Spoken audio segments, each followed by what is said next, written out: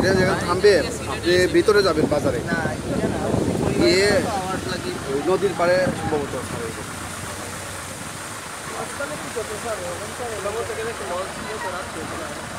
ভাই আমি একসাথে আসছি